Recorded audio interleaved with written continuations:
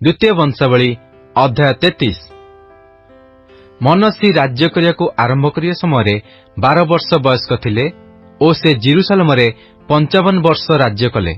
पुणी सदाप्रभु जो अन्य देशीय मानकु इस्राएल संतानगण सम्मुखरु दूर करिदेइथिले सेमानक घृणायोग्य क्रियानुसारे से सदाप्रभुଙ୍କ दृष्टि कुकर्म कले। कारण तांकर पिता हिजकिय जो उच्च स्थली मान भांगी पकाइथिले से पुनर्बार ताहा सबु निर्माण कले ओ से बाल देवगण निमंते यज्ञवेदी प्रस्तुत कले ओ आसेरा मूर्ति निर्माण कले ओ आकाशस्थ सकल बाहिनी की पूजा करी सेमानंकर सेवा कले। पुणी जेरुसालेमरे आंभर नाम सदाकाल स्थापित हेबो बोली सदाप्रभु जो गृह विषय कहिथिले सदाप्रभुଙ୍କ सेही गृहरे से यज्ञवेदी मान निर्माण कले। आहुरी से सदाप्रभुଙ୍କ गृहर दुई प्रांगण रे आकाशस्थ सकल बाहिनी निमंते यज्ञवेदी निर्माण कले। मध्य से हिनम पुत्रर उपत्यकारे आपणा संतान संतति मानंकु अग्नि मध्य देई गमन कराइले। आउ से शुभाशुभ कहिबार विद्या ओ गणकता व्यवहार कले ओ माया कर्म कले।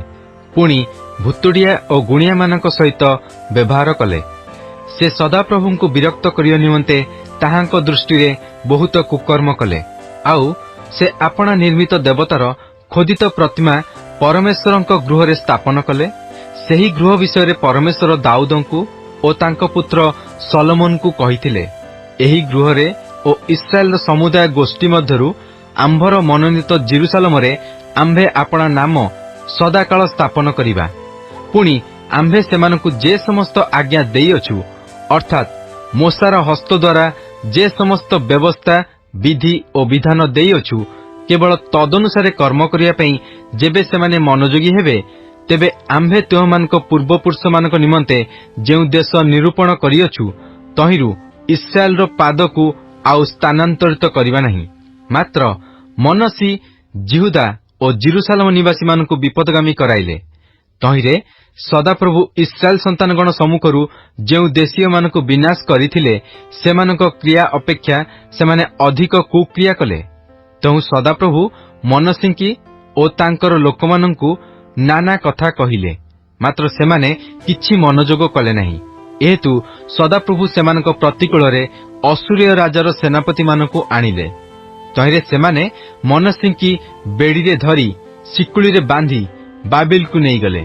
पुणी से दुखरे थिबा बेले सदाप्रभु आपणा परमेश्वरंकर अन्वेषण कले ओ आपणा पितृगणर परमेश्वरंक छामुरे आपणाकु अतिशय नम्र कले। आउ से ताहांको निकटरे प्रार्थना करन्ते से तांको प्रति प्रसन्न हेले ओ तांकर निवेदन सुनी तांको पुनर्बार तांकर राज्य जेरुसालेमकु आनिले। सेतेबेले मनसी जानिले जे सदाप्रभु परमेश्वर अटंती। एथिउतारे से गिहोन पश्चिम पार्श्वरे उपत्यका मध्यरे मत्स्य द्वारर प्रवेश स्थान पर्यंत दाऊद नगरर बाहर प्राचीर निर्माण कले। आउ से ओफल चतुर्दिग बेष्टन करी प्राचीर अति उच्च कले ओ जिहुदार प्राचीर बेष्टित नगर समूह विक्रमी सेनापति मानकु नियुक्त कले। आउ से अन्य देवगणकु ओ सदाप्रभुଙ୍କ गृह स्थित प्रतिमा को दूर कले ओ से सदाप्रभुଙ୍କ गृहर पर्वतरे ओ जेरुसालेमरे आपणार निर्मित समस्त यज्ञवेदी नगरर बाहरे पकाइदेले। पुणी से सदाप्रभुଙ୍କ यज्ञवेदी निर्माण करी तही परे मंगलार्थक ओ प्रशंसार्थक बलि उत्सर्ग कले ओ सदाप्रभु इस्राएल परमेश्वरଙ୍କ सेवा करिया पई जिहुदा को आज्ञा कले। तथापि लोकमाने उच्च स्थली रे बलिदान कले मात्र ताहा केवल सदाप्रभु सेमानक परमेश्वरଙ୍କ उद्देश्य कले। एही मनसिंकर अवशिष्ट वृत्तांत ओ आपणा परमेश्वरଙ୍କ निकटरे तांकर प्रार्थना ओ सदाप्रभु इस्राएल परमेश्वरଙ୍କ नामरे तांको प्रति उक्त दर्शक मानक वाक्य एही सबु इस्राएल राजा मानक इतिहास रे लिखित अछि। मध्य तांकर प्रार्थना ओ परमेश्वर तांको प्रति किपरि प्रसन्न हेले ओ तांकर सकल पाप ओ सत्य लंघन ओ से आपणकु नम्र करिवा पूर्वे जे जे स्थान रे उच्चस्थली निर्माण करथिले आउ आसेरा मूर्ति ओ खोदित प्रतिमा स्थापन करथिले देख ताहा सबु होसेयर पुस्तकरे लिखित अछि। एउतारे मनसी आपणा पितृगण सहित शयन करन्ते लोकमाने तांकु तांकर निज गृहरे कबर देले। तहु तांकर पुत्र आमन ତାଙ୍କର ପଦରେ ରାଜ୍ୟ କଲେ। ଆମନ ରାଜ୍ୟ କରିବାକୁ ଆରମ୍ଭ କରିବା ସମୟରେ 22 ବର୍ଷ ବୟସ୍କ ଥିଲେ ଓ ସେ ଜେରୁସାଲେମରେ 2 ବର୍ଷ ରାଜ୍ୟ କଲେ। ପୁଣି ସେ ଆପଣା ପିତା ମନସୀଙ୍କ ତୁଲ୍ୟ ସଦାପ୍ରଭୁଙ୍କ ଦୃଷ୍ଟିରେ କୁକର୍ମ କଲେ। ଆମନ ଆପଣା ପିତା ମନସୀଙ୍କ ନିର୍ମିତ ସକଳ ଖୋଦିତ ପ୍ରତିମା ଉଦ୍ଦେଶ୍ୟରେ ବଳିଦାନ କରି ସେମାନଙ୍କର ସେବା କଲେ। ପୁଣି ତାଙ୍କର ପିତା ମନସୀ ଯେପରି ଆପଣାକୁ ନମ୍ର କରିଥିଲେ, ସେ ସଦାପ୍ରଭୁଙ୍କ ଛାମୁରେ ଆପଣାକୁ ସେପରି ନମ୍ର କଲେ ନାହିଁ। ମାତ୍ର ଏହି ଆମନ ଅଧିକ ଅଧିକ ଅପରାଧ କଲେ। ଏଉତାରେ ତାଙ୍କର ଦାସମାନେ ତାଙ୍କ ବିରୁଦ୍ଧରେ ଚକ୍ରାନ୍ତ କରି ତାଙ୍କର ନିଜ ଗୃହରେ ତାଙ୍କୁ ବଧ କଲେ। ମାତ୍ର ଯେଉଁମାନେ ଆମନ ରାଜାଙ୍କ ବିରୁଦ୍ଧରେ ଚକ୍ରାନ୍ତ କରିଥିଲେ, ସେ ସମସ୍ତଙ୍କୁ ଦେଶସ୍ଥ ଲୋକମାନେ ବଧ କଲେ। ଆଉ ଦେଶର ଲୋକମାନେ ତାଙ୍କର ପଦରେ ତାଙ୍କର ପୁତ୍ର ଯୋଶୀୟଙ୍କୁ ରାଜା କଲେ। ଦ୍ୱିତୀୟ ବଂଶାବଳୀ ଅଧ୍ୟାୟ 34। ଯୋଶୀୟ ରାଜ୍ୟ କରିବାକୁ ଆରମ୍ଭ କରିବା ସମୟରେ 8 ବର୍ଷ ବୟସ୍କ ଥିଲେ। ଆଉ ସେ ଜେରୁସାଲେମରେ 31 ବର୍ଷ ରାଜ୍ୟ କଲେ।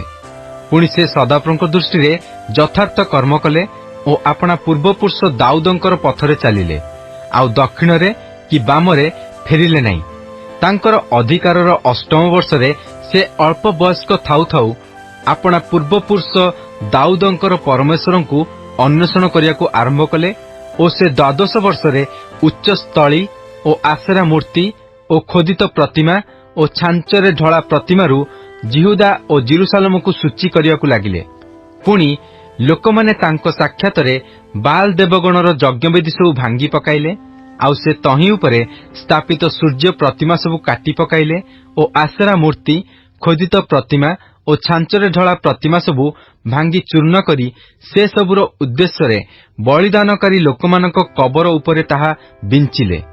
ଆଉ ସେମାନଙ୍କ ଯଜ୍ଞବେଦୀ ଉପରେ ଯାଜକମାନଙ୍କ ଅସ୍ଥି ଦଗ୍ଧ କରି ଜିହୁଦା ଓ ଜେରୁସାଲେମକୁ ସୂଚୀ କଲେ। ସେ ମନସୀ ଓ ଇଫ୍ରାଇମ୍ ଓ ସିମିୟନର ନଗର ସମୂହରେ ନପ୍ତାଲି ପର୍ଯ୍ୟନ୍ତ କାନ୍ଥଡାର ଚତୁର୍ଦିଗରେ ଏହି ପ୍ରକାର କଲେ। ଆଉ ସେ ଯଜ୍ଞବେଦୀ ସବୁ ଭାଙ୍ଗି ପକାଇଲେ ଓ ଆସେରା ମୂର୍ତ୍ତି ଓ ଖୋଦିତ ପ୍ରତିମା ସବୁ ଚୂର୍ଣ୍ଣ କଲେ ଓ ଇସ୍ରାଏଲ ଦେଶର ସର୍ବତ୍ର ସୂର୍ଯ୍ୟ ପ୍ରତିମା ସବୁ କାଟି ପକାଇ ଜେରୁସାଲେମକୁ ଫେରି ଆସିଲେ। ଅନନ୍ତର ସେ ଆପଣା ଅଧିକାରର 18 ବର୍ଷରେ ଦେଶ ଓ ଗୃହ ସୂଚୀ କଲା ଉତ୍ତାରେ ସଦାପ୍ରଭୁ ଆପଣା ପରମେଶ୍ୱରଙ୍କ ଗୃହର ଜୀର୍ଣ୍ଣ ସଂସ୍କାର ନିମନ୍ତେ ଅତ୍ସଲିୟର ପୁତ୍ର ସାଫନକୁ ଓ ନଗରାଧ୍ୟକ୍ଷ ମାସେୟକୁ ଓ ଜୋୟାହସର ପୁତ୍ର ଜୋୟାହ ଇତିହାସ ଲେଖକକୁ ପଠାଇଲେ। ତେଣୁ ସେମାନେ ହିଲ୍କିୟ ମହାଯାଜକ ନିକଟକୁ ଆସି ଲେବୀୟ ଦ୍ୱାରପାଳମାନଙ୍କ ଦ୍ୱାରା ମନସୀ ଓ ଇଫ୍ରାଇମ୍ ଓ ସମଗ୍ର ଇସ୍ରାଏଲର ଅବଶିଷ୍ଟାଂଶ, ପୁଣି ସମଗ୍ର ଜିହୁଦା ଓ ବିନ୍ୟାମିନ୍ ଓ ଜେରୁସାଲେମ ନିବାସୀମାନଙ୍କ ହସ୍ତରୁ ସଂଗୃହୀତ ପରମେଶ୍ୱରଙ୍କ ଗୃହକୁ ଆନିତ ସକଳ ମୁଦ୍ରା ତାହା ନିକଟରେ ସମର୍ପଣ କଲେ। ଆଉ ସେମାନେ ସଦାପ୍ରଭୁଙ୍କ ଗୃହର ତତ୍ତ୍ୱାବଧାରଣ କର୍ମକାରୀମାନଙ୍କ ହସ୍ତରେ ତାହା ସମର୍ପି ଦେଲେ। ପୁଣି ସଦାପ୍ରଭୁଙ୍କ ଗୃହର କର୍ମକାରୀମାନେ ସେହି ଗୃହର ଜୀର୍ଣ୍ଣ ସଂସ୍କାର ଓ ପୁନର୍ନିର୍ମାଣ ନିମନ୍ତେ ତାହା ଦେଲେ। ଅର୍ଥାତ୍ ଜିହୁଦା ରାଜଗଣ ଯେ ସକଳ ଗୃହ ବିନାଶ କରିଥିଲେ, ତହିଁ ନିମନ୍ତେ ଖୋଦିତ ପ୍ରସ୍ତର ଓ ବରଗା ଓ କଡ଼ିକାଷ୍ଠ କିଣିବା ପାଇଁ ତାହା ସୂତ୍ରଧର ଓ ଗାନ୍ଥକମାନଙ୍କୁ ଦେଲେ। ଆଉ ଲୋକମାନେ ବିଶ୍ୱସ୍ତ ରୂପେ କାର୍ଯ୍ୟ କଲେ। ମରାରୀ ସନ୍ତାନଗଣ ମଧ୍ୟରୁ ଜହତ ଓ ଓବଦ୍ୟ ଏହି ଲେବ୍ୟମାନେ ସେମାନଙ୍କର ତତ୍ତ୍ୱାବଧାରକ ଥିଲେ। ପୁଣି କହାତ ସନ୍ତାନଗଣର ମଧ୍ୟରୁ ଜିଖରିୟ ଓ ମସୁଲମ ଓ ଅନ୍ୟ ଲେବ୍ୟମାନେ, ଅର୍ଥାତ୍ ବାଦ୍ୟ ବଜାଇବାକୁ ନିପୁଣ ସମସ୍ତ ଲୋକ କର୍ମ ଚଳାଇବାକୁ ନିଯୁକ୍ତ ଥିଲେ। ଆହୁରି ସେମାନେ ଭାରବାହକମାନଙ୍କର ତତ୍ତ୍ୱାବଧାରକ ଓ କର୍ମ ଚଳାଇବା ପାଇଁ ସର୍ବପ୍ରକାର ସେବା କାର୍ଯ୍ୟକାରୀମାନଙ୍କ ଉପରେ ନିଯୁକ୍ତ ଥିଲେ। ପୁଣି ଲେବ୍ୟମାନଙ୍କ ମଧ୍ୟରୁ ଲେଖକ, କାର୍ଯ୍ୟଶାସକ ଓ ଦ୍ୱାରପାଳ ଥିଲେ। ପୁଣି ସେମାନେ ସଦାପ୍ରଭୁଙ୍କ ଗୃହକୁ ଆନିତ ମୁଦ୍ରା ବାହାର କରି ଆଣିଲା ବେଳେ ହିଲ୍କିୟ ଯାଜକ ମୋଶାଙ୍କ ଦ୍ୱାରା ଦତ୍ତ ସଦାପ୍ରଭୁଙ୍କ ବ୍ୟବସ୍ଥା ପୁସ୍ତକ ପାଇଲା।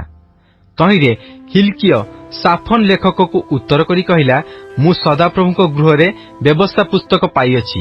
ପୁଣି ହିଲ୍କିୟ ସାଫନକୁ ସେହି ପୁସ୍ତକ ଦେଲା।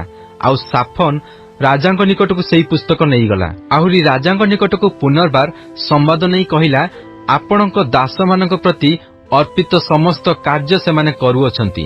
ପୁଣି ସେମାନେ ସଦାପ୍ରଭୁଙ୍କ ଗୃହରେ ପ୍ରାପ୍ତ ମୁଦ୍ରା କାଢ଼ି ନେଇ ତତ୍ତ୍ୱାବଧାରକମାନଙ୍କ ହସ୍ତରେ ଓ कर्मकारीମାନଙ୍କ हस्तरे समर्पण କରିଅଛନ୍ତି। ଆହୁରି ସାଫନ ଲେଖକ ରାଜାଙ୍କୁ ଜଣାଇ କହିଲା, ହିଲ୍କିୟ ଯାଜକ ଆମ୍ଭକୁ ଖଣ୍ଡେ ପୁସ୍ତକ ଦେଇଅଛନ୍ତି। ଆଉ ସାଫନ ରାଜାଙ୍କ ସାକ୍ଷାତରେ ତହିଁରୁ ପାଠ କଲା। ଏଥିରେ ରାଜା ସେହି ବ୍ୟବସ୍ଥାର ବାକ୍ୟ ଶ୍ରବଣ କରନ୍ତେ ଆପଣା ବସ୍ତ୍ର ଚିରିଲେ। ପୁଣି ରାଜା ହିଲ୍କିୟକୁ ଓ ସାଫନର ପୁତ୍ର ଅହିକାମକୁ ଓ ମିଖାୟର ପୁତ୍ର ଅବଦୋନକୁ ଓ ସାଫନ ଲେଖକକୁ ଓ ରାଜାର ଦାସ ଅସାୟକୁ ଆଜ୍ଞା କରି କହିଲେ, ତୁମେମାନେ ଯାଇ ମୋ ନିମନ୍ତେ ପୁଣି ଇସ୍ରାଏଲ ଓ ଜିହୁଦା ମଧ୍ୟରେ ଅବଶିଷ୍ଟ ଲୋକଙ୍କ ନିମନ୍ତେ ଏହି ପ୍ରାପ୍ତ ପୁସ୍ତକର ବାକ୍ୟ ବିଷୟରେ ସଦାପ୍ରଭୁଙ୍କୁ ପଚାର। କାରଣ ଆମ୍ଭମାନଙ୍କ ପିତୃଲୋକମାନେ ଏହି ପୁସ୍ତକର ସକଳ ଲିଖନାନୁସାରେ କର୍ମ କରିବା ପାଇଁ ସଦାପ୍ରଭୁଙ୍କ ବାକ୍ୟ ପାଳନ ନ କରିବାରୁ ଆମ୍ଭମାନଙ୍କ ଉପରେ ସଦାପ୍ରଭୁଙ୍କର ମହାକୋପ ବର୍ଷିଅଛି। ତହିଁରେ ହିଲ୍କିୟ ଓ ରାଜାଜ୍ଞାପ୍ରାପ୍ତ ଲୋକମାନେ ହସ୍ରର ପୌତ୍ର ତୋଖତ୍ର ପୁତ୍ର ସଲୁମ ନାମକ ବସ୍ତ୍ରାଗାର ରକ୍ଷକର ଭାର୍ଯ୍ୟା ହୁଲ୍ଦା ଭବିଷ୍ୟତବକ୍ତ୍ରୀ ନିକଟକୁ ଗଲେ। ସେ ଜିରୁସାଲମର ଦ୍ୱିତୀୟ ବିଭାଗରେ ବାସ କରୁଥିଲା। ପୁଣି ସେମାନେ ତାହାକୁ ସେହି ଭାବର କଥା କହିଲେ। ତହିଁରେ ସେ ସେମାନଙ୍କୁ ଉତ୍ତର କଲା, ସଦାପ୍ରଭୁ ଇସ୍ରାଏଲର ପରମେଶ୍ୱର ଏହି କଥା କହନ୍ତି, ଯେଉଁ ଲୋକ ତୁମମାନଙ୍କୁ ଆମ୍ଭ କତିକି ପଠାଇଲା ତାହାକୁ କୁହ, ସଦାପ୍ରଭୁ ଏହି କଥା କହନ୍ତି, ଦେଖ ଆମ୍ଭେ ଏହି ସ୍ଥାନ ଉପରେ ଓ ତନିବାସୀମାନଙ୍କ ଉପରେ ଅମଙ୍ଗଳ ଅର୍ଥାତ୍ ସେମାନେ ଜିହୁଦାର ରାଜା ସାକ୍ଷାତରେ ଯେଉଁ ପୁସ୍ତକ ପାଠ କରିଅଛନ୍ତି ତହିଁରେ ଲିଖିତ ସକଳ ଅଭିଶାପ ଘଟାଇବା। କାରଣ ସେମାନେ ଆପଣାମାନଙ୍କ ହସ୍ତକୃତ ସକଳ କର୍ମ ଦ୍ୱାରା ଆମ୍ଭକୁ ବିରକ୍ତ କରିବା ପାଇଁ ଆମ୍ଭକୁ ପରିତ୍ୟାଗ କରିଅଛନ୍ତି ଓ ଅନ୍ୟ ଦେବଗଣ ଉଦ୍ଦେଶ୍ୟରେ ଧୂପ ଜଳାଇଅଛନ୍ତି। ଯେହେତୁ ଏହି ସ୍ଥାନ ଉପରେ ଆମ୍ଭର କୋପାନଳ ବର୍ଷିଅଛି ଓ ତାହା ନିର୍ବାଣ ନୋହିବ। ମାତ୍ର ସଦାପ୍ରଭୁଙ୍କୁ ପଚାରିବା ପାଇଁ ତୁମମାନଙ୍କୁ ପଠାଇଲା ଯେ ଜିହୁଦାର ରାଜା, ତାହାକୁ ତୁମେମାନେ କହିବ, ତୁମ୍ଭର ଶୁଣିବା ବାକ୍ୟ ବିଷୟରେ ସଦାପ୍ରଭୁ ଇସ୍ରାଏଲର ପରମେଶ୍ୱର ଏହି କଥା କହନ୍ତି, ଏହି ସ୍ଥାନ ବିରୁଦ୍ଧରେ ଓ ତନିବାସୀମାନଙ୍କ ବିରୁଦ୍ଧରେ ଉକ୍ତ ପରମେଶ୍ୱରଙ୍କ ବାକ୍ୟ ଶୁଣିବା ମାତ୍ରେ ତୁମ୍ଭର ଅନ୍ତଃକରଣ କୋମଳ ହେଲା ଓ ତୁମ୍ଭେ ତାହାଙ୍କ ସାକ୍ଷାତରେ ଆପଣାକୁ ନମ୍ର କଲ। ଏଣୁ ତୁମ୍ଭେ ଆମ୍ଭ ସାକ୍ଷାତରେ ଆପଣାକୁ ନମ୍ର କରିବାରୁ ଓ ଆପଣା ବସ୍ତ୍ର ଚିରି ଆମ୍ଭ ସାକ୍ଷାତରେ ରୋଦନ କରିବାରୁ ସଦାପ୍ରଭୁ କହନ୍ତି, ଆମ୍ଭେ ମଧ୍ୟ ତୁମ୍ଭ କଥା ଶୁଣିଲୁ। ଦେଖ, ଆମ୍ଭେ ତୁମ୍ଭର ପିତୃଲୋକମାନଙ୍କ ନିକଟରେ ତୁମ୍ଭକୁ ସଂଗ୍ରହ କରିବା, ଆଉ ତୁମ୍ଭେ ଶାନ୍ତିରେ ଆପଣା କବରରେ ସଂଗୃହୀତ ହେବ। ପୁଣି ଆମ୍ଭେ ଏହି ସ୍ଥାନ ଉପରେ ଓ ତନିବାସୀମାନଙ୍କ ଉପରେ ଯେ ଅମଙ୍ଗଳ ଘଟାଇବା ତାହା ସବୁ ତୁମ୍ଭର ଚକ୍ଷୁ ଦେଖିବ ନାହିଁ। ଏଥିଉତ୍ତାରେ ସେମାନେ ପୁନର୍ବାର ରାଜା ନିକଟକୁ ସମାଚାର ଆଣିଲେ। ଅନନ୍ତର ରାଜା ଲୋକ ପଠାଇ ଜିହୁଦାର ଓ ଜିରୁସାଲମର ସମସ୍ତ ପ୍ରାଚୀନ ବର୍ଗଙ୍କୁ ଏକତ୍ର କଲେ। ପୁଣି ରାଜା ସଦାପ୍ରଭୁଙ୍କ ଗୃହକୁ ଗମନ କଲେ। ଆଉ ଜିହୁଦାର ସମସ୍ତ ଲୋକ ଓ ଜିରୁସାଲମ ନିବାସୀମାନେ ଓ ଯାଜକମାନେ ଓ ଲେବୀୟମାନେ ଓ ବଡ଼ ସ୍ଥାନ ସମସ୍ତ ଲୋକ ଗମନ କଲେ। ତହୁଁ ସେ ସଦାପ୍ରଭୁଙ୍କ ଗୃହରେ ପ୍ରାପ୍ତ ନିୟମ ପୁସ୍ତକର ସମସ୍ତ ବାକ୍ୟ ସେମାନଙ୍କ କର୍ଣ୍ଣଗୋଚରରେ ପାଠ କଲେ। ପୁଣି ରାଜା ଆପଣା ସ୍ଥାନରେ ଠିଆ ହୋଇ ସଦାପ୍ରଭୁଙ୍କର ଅନୁଗାମୀ ହେବାକୁ ଓ ଆପଣାର ସମସ୍ତ ଅନ୍ତଃକରଣ ଓ ସମସ୍ତ ପ୍ରାଣ ସହିତ ତାହାଙ୍କର ଆଜ୍ଞା ଓ ସାକ୍ଷ୍ୟ କଥା ଓ ବିଧି ପାଳନ କରି ଏହି ପୁସ୍ତକ ଲିଖିତ ନିୟମ ବାକ୍ୟ ସଫଳ କରିବାକୁ ସଦାପ୍ରଭୁଙ୍କ ସାକ୍ଷାତରେ ନିୟମ କଲେ। ଆଉ ଜିରୁସାଲମର ଓ ବିନ୍ୟାମିନର ଯେତେ ଲୋକ ବିଦ୍ୟମାନ ଥିଲେ ସେ ସମସ୍ତଙ୍କୁ ସେହି ନିୟମରେ ସେ ସମ୍ମତ କରାଇଲେ। ତହିଁରେ ଜିରୁସାଲମ ନିବାସୀମାନେ ପରମେଶ୍ୱରଙ୍କର ଆପଣାମାନଙ୍କ ପୂର୍ବପୁରୁଷଗଣର ପରମେଶ୍ୱରଙ୍କ ନିୟମାନୁସାରେ କର୍ମ କଲେ। ପୁଣି ଯୋଶୀୟ ଇସ୍ରାଏଲ ସନ୍ତାନଗଣର ଅଧିକୃତ ସମସ୍ତ ଦେଶରୁ ଘୃଣାଯୋଗ୍ୟ ସକଳ ବିଷୟ ଦୂର କଲେ ଓ ଇସ୍ରାଏଲ ମଧ୍ୟରେ ବିଦ୍ୟମାନ ସମସ୍ତ ଲୋକଙ୍କୁ ସେବା ଅର୍ଥାତ୍ ସଦାପ୍ରଭୁ ସେମାନଙ୍କ ପରମେଶ୍ୱରଙ୍କର ସେବା କରାଇଲେ। ସେମାନେ ତାଙ୍କର ଜୀବନ ଯାଏ ସଦାପ୍ରଭୁ ସେମାନଙ୍କ ପିତୃଗଣର ପରମେଶ୍ୱରଙ୍କ ଅନୁଗମନରୁ କ୍ଷାନ୍ତ ନୋହିଲେ। ଦ୍ୱିତୀୟ ବଂଶାବଳୀ ଅଧ୍ୟାୟ 35। ଏଥିଉତ୍ତାରେ ଯୋଶୀୟ ସଦାପ୍ରଭୁଙ୍କ ଉଦ୍ଦେଶ୍ୟରେ ଜିରୁସାଲମରେ ନିସ୍ତାର ପର୍ବ ପାଳନ କଲେ ଓ ଲୋକମାନେ ପ୍ରଥମ ମାସର ଚତୁର୍ଦ୍ଦଶ ଦିନରେ ନିସ୍ତାର ପର୍ବର ବଳି ବଧ କଲେ। ପୁଣି ସେ ଯାଜକମାନଙ୍କୁ ସେମାନଙ୍କ ରକ୍ଷଣୀୟ ସ୍ଥାନରେ ନିଯୁକ୍ତ କଲେ ଓ ସଦାପ୍ରଭୁଙ୍କ ଗୃହର ସେବା କାର୍ଯ୍ୟ କରିବାକୁ ସେମାନଙ୍କୁ ସାହସ ଦେଲେ। ପୁଣି ଯେଉଁ ଲେବୀୟମାନେ ସମଗ୍ର ଇସ୍ରାଏଲକୁ ଶିକ୍ଷା ଦେଲେ ଓ ସଦାପ୍ରଭୁଙ୍କ ଉଦ୍ଦେଶ୍ୟରେ ପବିତ୍ର ହୋଇଥିଲେ ସେମାନଙ୍କୁ ସେ କହିଲେ, ଇସ୍ରାଏଲର ରାଜା ଦାଉଦଙ୍କର ପୁତ୍ର ସଲୋମନଙ୍କର ନିର୍ମିତ ଗୃହ ମଧ୍ୟରେ ପବିତ୍ର ସିନ୍ଦୁକ ରଖ। ତୁମମାନଙ୍କ ସ୍କନ୍ଧରେ ଆଉ ଭାର ରହିବ ନାହିଁ। ଏବେ ସଦାପ୍ରଭୁ ତୁମମାନଙ୍କ ପରମେଶ୍ୱରଙ୍କର ଓ ତାହାଙ୍କ ଲୋକ ଇସ୍ରାଏଲର ସେବା କର। ପୁଣି ଇସ୍ରାଏଲର ରାଜା ଦାଉଦଙ୍କର ଲିଖନାନୁସାରେ ଓ ତାଙ୍କର ପୁତ୍ର ସଲୋମନଙ୍କର ଲିଖନାନୁସାରେ ତୁମେମାନେ ଆପଣା ଆପଣା ପିତୃବଂଶାନୁସାରେ ପାଳି ଅନୁକ୍ରମେ ଆପଣାମାନଙ୍କୁ ପ୍ରସ୍ତୁତ କର। ଆଉ ଲୋକମାନଙ୍କ ସନ୍ତାନଗଣର ଅର୍ଥାତ୍ ତୁମ୍ଭମାନଙ୍କ ଭ୍ରାତୃଗଣର ପିତୃବଂଶୀୟ ବିଭାଗାନୁସାରେ ପବିତ୍ର ସ୍ଥାନରେ ଠିଆ ହୁଅ ଓ ଲେବୀୟମାନଙ୍କର ପ୍ରତ୍ୟେକ ପିତୃବଂଶ ପାଇଁ ଏକ ଏକ ଅଂଶ ହେଉ। ପୁଣି ନିସ୍ତାର ପର୍ବର ବଳି ବଧ କର ଓ ଆପଣାମାନଙ୍କୁ ପବିତ୍ର କର ଓ ମୋଶାଙ୍କ ହସ୍ତରେ ଦତ୍ତ ସଦାପ୍ରଭୁଙ୍କ ବାକ୍ୟ ପ୍ରମାଣେ କର୍ମ କରିବା ନିମନ୍ତେ ଆପଣାମାନଙ୍କ ଭ୍ରାତୃଗଣ ପାଇଁ ପ୍ରସ୍ତୁତ ହୁଅ। ଏଉତାରେ ଯୋଶୀୟ ଲୋକମାନଙ୍କ ସନ୍ତାନଗଣର ଉପସ୍ଥିତ ସମସ୍ତଙ୍କୁ କେବଳ ନିସ୍ତାର ପର୍ବର ବଳି ନିମନ୍ତେ ପଲ ମଧ୍ୟରୁ 30,000 ପର୍ଯ୍ୟନ୍ତ ମେଷ ଶାବକ ଓ ଛାଗବତ୍ସ ଓ 3,000 ବୃଷ ଦେଲେ। ଏହିସବୁ ରାଜସମ୍ପତ୍ତିରୁ ଦିଆଗଲା। ପୁଣି ତାଙ୍କର ଅଧିପତିମାନେ ସ୍ୱେଚ୍ଛାଦତ୍ତ ଉପହାର ନିମନ୍ତେ ଲୋକମାନଙ୍କୁ, ଯାଜକମାନଙ୍କୁ ଓ ଲେବୀୟମାନଙ୍କୁ ଦାନ କଲେ। ହିଲ୍କିୟ ଓ ଜିଖରିୟ ଓ ଜିହିଏଲ ପରମେଶ୍ୱରଙ୍କ ଗୃହର ଏହି ଅଧ୍ୟକ୍ଷମାନେ ନିସ୍ତାର ପର୍ବର ବଳି ନିମନ୍ତେ ଯାଜକମାନଙ୍କୁ 2,600 ମେସାଦିର ବତ୍ସ ଓ 300 ବୃଷ ଦେଲେ। ମଧ୍ୟ କନାନୀୟ ଓ ସମୟ ଓ ନଥନେଲ ନାମକ ତାହାର ଭାଇମାନେ ଆଉ ହସବିୟ ଓ ଜିଉଏଲ ଓ ଯୋସାବଦ ଏହି ଲେବୀୟ ପ୍ରଧାନମାନେ ନିସ୍ତାର ପର୍ବର ବଳି ନିମନ୍ତେ ଲେବୀୟମାନଙ୍କୁ 5,000 ମେସାଦିର ବତ୍ସ ଓ 500 ବୃଷ ଦେଲେ। ଏହି ରୂପେ କର୍ମର ଆୟୋଜନ ହୁଅନ୍ତେ ରାଜାଜ୍ଞାନୁସାରେ ଯାଜକମାନେ ଆପଣା ଆପଣା ସ୍ଥାନରେ ଓ ଲେବୀୟମାନେ ଆପଣା ଆପଣା ପାଳି ଅନୁସାରେ ଠିଆ ହେଲେ। ପୁଣି ନିସ୍ତାର ପର୍ବର ବଳି ସବୁ ବଧ କରାଯାନ୍ତେ ଯାଜକମାନେ ସେମାନଙ୍କ ହସ୍ତରୁ ରକ୍ତ ନେଇ ସେଚନ କଲେ ଓ ଲେବୀୟମାନେ ସେ ସବୁର ଚର୍ମ କାଢ଼ିଲେ। ଆଉ ମୋଶା ପୁସ୍ତକର ଲିଖନାନୁସାରେ ସଦାପ୍ରଭୁଙ୍କ ଉଦ୍ଦେଶ୍ୟର ଉତ୍ସର୍ଗକରଣାର୍ଥେ ଲୋକମାନଙ୍କ ସନ୍ତାନମାନଙ୍କୁ ସେମାନଙ୍କ ପିତୃବଂଶୀୟ ବିଭାଗାନୁସାରେ ଦେବା ପାଇଁ ସେମାନେ ହୋମବଳି ଉଠାଇ ନେଲେ।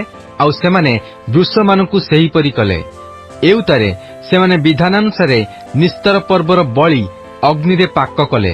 ଆଉ ସେମାନେ ଅନ୍ୟାନ୍ୟ ପବିତ୍ର ବଳି ହାଣ୍ଡିରେ ଓ ହଣ୍ଡାରେ ଓ କରେଇରେ ସିଦ୍ଧ କଲେ ଓ ଲୋକମାନଙ୍କ ସନ୍ତାନଗଣ ନିକଟକୁ ତାହା ସବୁ ଶୀଘ୍ର ନେଇ ପରିବେଷଣ କଲେ। ଏଥିଉତାରେ ସେମାନେ ଆପଣମାନଙ୍କ ପାଇଁ ଓ ଯାଜକମାନଙ୍କ ପାଇଁ ପ୍ରସ୍ତୁତ କଲେ। କାରଣ ହାରଣ ସନ୍ତାନ ଯାଜକମାନେ ହୋମବଳି ଓ ମେଦ ଉତ୍ସର୍ଗ କରିବାରେ ରାତ୍ରି ପର୍ଯ୍ୟନ୍ତ ବ୍ୟସ୍ତ ଥିଲେ। ଏହେତୁ ଲେବୀୟମାନେ ଆପଣମାନଙ୍କ ପାଇଁ ଓ ହାରଣ ସନ୍ତାନ ଯାଜକମାନଙ୍କ ପାଇଁ ପ୍ରସ୍ତୁତ କଲେ। ପୁଣି ଦାଉଦଙ୍କର ଓ ଆସଫର ଓ ହେମନର ଓ ରାଜଦର୍ଶକ ଜିଦୁଥୁନର ଆଜ୍ଞାନୁସାରେ ଆସଫ ସନ୍ତାନ ଗାୟକମାନେ ଆପଣା ଆପଣା ସ୍ଥାନରେ ଥିଲେ ଓ ପ୍ରତ୍ୟେକ ଦ୍ୱାରରେ ଦ୍ୱାରପାଳମାନେ ଥିଲେ। ଆପଣା ଆପଣା ସେବା କାର୍ଯ୍ୟରୁ ସେମାନଙ୍କର ଯିବାର ଆବଶ୍ୟକ ହେଲା ନାହିଁ, କାରଣ ସେମାନଙ୍କ ଲେବୀୟ ଭାଇମାନେ ସେମାନଙ୍କ ପାଇଁ ପ୍ରସ୍ତୁତ କଲେ। ଏହି ରୂପେ ଯୋଶୀୟ ରାଜାଙ୍କର ଆଜ୍ଞାନୁସାରେ ନିସ୍ତାର ପର୍ବ ପାଳନାର୍ଥେ ଓ ସଦାପ୍ରଭୁଙ୍କ ଯଜ୍ଞବେଦୀରେ ହୋମବଳି ଉତ୍ସର୍ଗକରଣାର୍ଥେ ସେହିଦିନ ସଦାପ୍ରଭୁଙ୍କ ସେବାର୍ଥକ ସକଳର ଆୟୋଜନ ହେଲା। ଏଣୁ ଉପସ୍ଥିତ ଇସ୍ରାଏଲ ସନ୍ତାନମାନେ ସେହି ସମୟରେ 7 ଦିନ ନିସ୍ତାର ପର୍ବ ଓ ତାଡ଼ିଶୂନ୍ୟ ରୋଟିର ପର୍ବ ପାଳନ କଲେ। ପୁଣି ସାମୁଏଲ ଭବିଷ୍ୟତ ବକ୍ତାଙ୍କର ଦିନଠାରୁ ଇସ୍ରାଏଲ ମଧ୍ୟରେ ଏ ପ୍ରକାର ନିସ୍ତାର ପର୍ବ ପ୍ରତିପାଳିତ ହୋଇନଥିଲା। କିଏ ବା ଯୋଶୀୟ ଓ ଯାଜକମାନେ ଓ ଲେବୀୟମାନେ ପୁଣି ଉପସ୍ଥିତ ସମଗ୍ର ଜିହୁଦା ଓ ଇସ୍ରାଏଲ ଓ ଜେରୁସାଲେମ ନିବାସୀମାନେ ଯେପରି ନିସ୍ତାର ପର୍ବ ପାଳନ କଲେ, ସେପରି ଇସ୍ରାଏଲର କୌଣସି ରାଜା କରିନାହାନ୍ତି। ଯୋଶୀୟଙ୍କର ରାଜତ୍ୱର 18 ବର୍ଷରେ ଏହି ନିସ୍ତାର ପର୍ବ ପ୍ରତିପାଳିତ ହେଲା। ଏହି ସବୁର ଉତ୍ତାରେ ଅର୍ଥାତ୍ ଯୋଶୀୟ ମନ୍ଦିର ପ୍ରସ୍ତୁତ କରିସାରିଲା ଉତ୍ତାରେ ମିଶରର ରାଜା ନଖୋ ଫରାତ ନଦୀ ନିକଟସ୍ଥ କର୍କମିଶ ବିରୁଦ୍ଧରେ ଯୁଦ୍ଧ କରିବାକୁ ଗଲା। ତହୁଁ ଯୋଶୀୟ ତାହା ବିରୁଦ୍ଧରେ ଗଲେ। ମାତ୍ର ସେ ତାଙ୍କ ନିକଟକୁ ଦୂତ ପଠାଇ କହିଲା, ହେ ଜିହୁଦାର ରାଜନ, ତୁମ୍ଭ ସଙ୍ଗେ ମୋହର ବିଷୟ କଣ? ମୁଁ ଆଜି ତୁମ୍ଭ ବିରୁଦ୍ଧରେ ଆସିନାହିଁ, ମାତ୍ର ଯେଉଁ ବଂଶ ସଙ୍ଗେ ମୋହର ଯୁଦ୍ଧ ଅଛି ତାହା ବିରୁଦ୍ଧରେ ଆସିଅଛି। ଆଉ ପରମେଶ୍ୱର ଶୀଘ୍ର କରିବା ପାଇଁ ମୋତେ ତାହା ଆଜ୍ଞା କରିଅଛନ୍ତି। मोर सहवर्ती परमेश्वर जेपरि तुम्भको विनाश न करती एथिपाई तुम्भे ताहांकठारु निरस्त हुओ।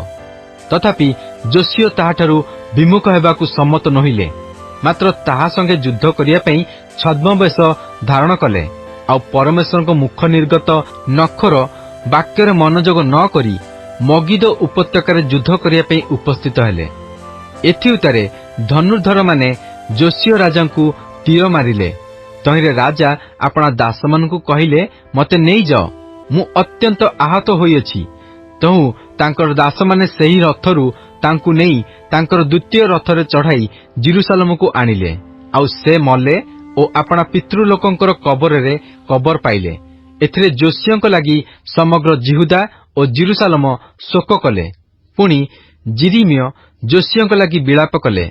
आउ गायक ओ गायिका समस्ते अपना अपना विलापरे जोशियोंक विषय आज पर्यंत उल्लेख करती। लोक माने इस्राएल मध्यरे एहा एक पालनीय विधि कले। आउ देख ताहा विलाप संहितारे लिखित अछि। एही जोशियोंकर अवशिष्ट वृत्तांत ओ सदाप्रभुंक व्यवस्थार लिखनानुजाई तांकर सुकर्म ओ तांकर आद्यंत क्रियासकल देख इस्राएल ओ जिहुदार राजगणर इतिहास पुस्तकरे लिखित अछि। द्वितीय वंशावली अध्याय 36। अनंतर देशर लोकमाने जोशियोंकर पुत्र जिहोयासकु नेई तांकर पितांक पदरे तांकु जेरुसालेमरे राजा कले। जिहोयास राज्य करिवाकु आरंभ करिवा समय 23 वर्ष वयस्क होइतिले ओ से जेरुसालेमरे 3 मास राज्य कले। एथिउतारे मिस्र राजा जेरुसालेमरे तांकु पदच्युत करी देश उपरे 100 तालंत रूपा ओ 1 तालंत सुना अर्थदंड निर्धारण कला। आहुरी मिस्रर राजा तांकर भ्राता इलियाकिमकु जिहुदा ओ जेरुसालेम उपरे राजा कला ओ तांकर नाम बदलाई जिहोयाकिम रखिला। पुणी नखो तांकर भ्राता जिहोयासकु धरी मिस्रकु नहीं गला। जिहोयाकिम राज्य करियाकु आरंभ करिवा समय 25 वर्ष वयस्क होइतिले ओ से जेरुसालेमरे 11 वर्ष राज्य कले। पुणी से सदाप्रभु अपना परमेश्वरक दृष्टि रे कुकर्म कले। तांको विरुद्धरे बाबिलर राजा नबुकदनेस्सर आसी बाबिलकु नहीं जिवा निमंते तांकु सिकुली रे बांधिला। नबुकदनेस्सर मध्य सदाप्रभुंक गृहर केतक पात्र बाबिलकु नहीं जाई बाबिल स्थित अपना मंदिर रे रखिला। एही जिहोयाकिमकर अवशिष्ट वृत्तांत ओ तांकर कृत ओ तांको मध्यरे प्राप्त घृणायोग्य क्रियासकल देख इस्राएलर ओ जिहुदार राजा मानक इतिहास पुस्तकरे लिखित अछि। एउतारे तांकर पुत्र जिहोयाखिन तांकर पदरे राज्य कले। जिहोयाखिन राज्य करियाकु आरंभ करिया समय 8 वर्ष वयस्क होइतिले ओ से जेरुसालेमरे 3 मास 10 दिन राज्य कले। आउ से सदाप्रभुंक दृष्टि रे कुकर्म कले।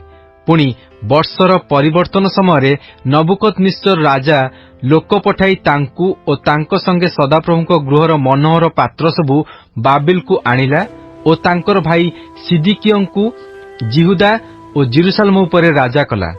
सिदिकिय राज्य करियाकु आरंभ करिया समय 21 वर्ष वयस्क होइतिले ओ से जेरुसालेमरे 11 वर्ष राज्य कले।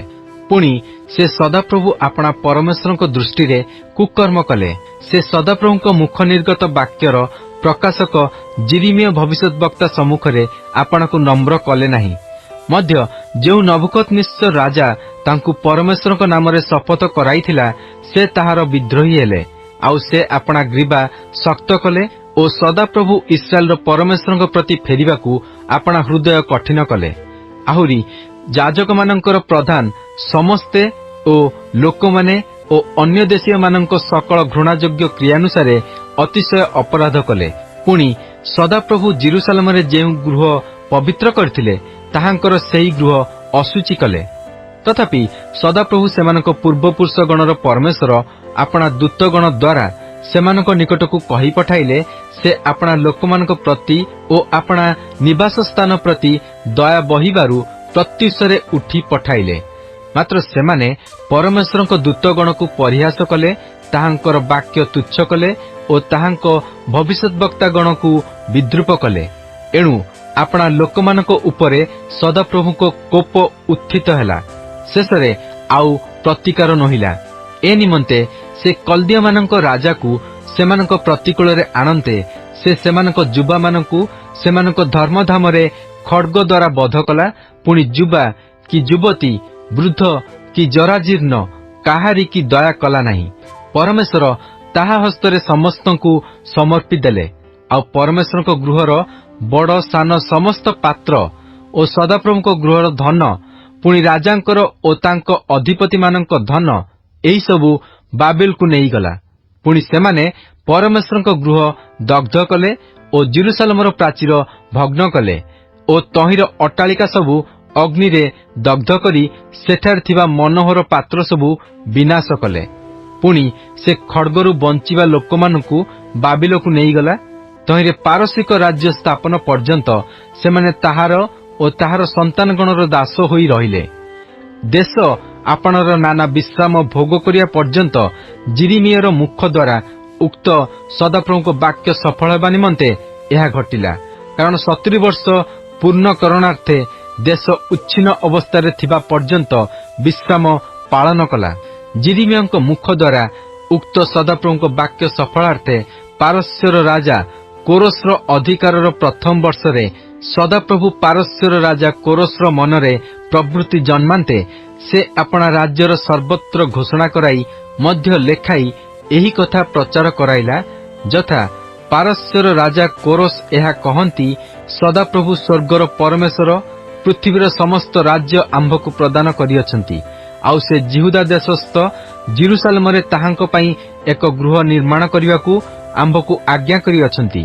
ତାହାଙ୍କର ସମଗ୍ର ଲୋକଙ୍କ ମଧ୍ୟରେ ତୁମ୍ଭମାନଙ୍କର ଯେ କେହି ହେଉ, ସଦାପ୍ରଭୁ ତାହାର ପରମେଶ୍ୱର ତାହାର ସହବର୍ତ୍ତୀ ହେଉନ୍ତୁ ଓ ସେ ଯାତ୍ରା କରୁ।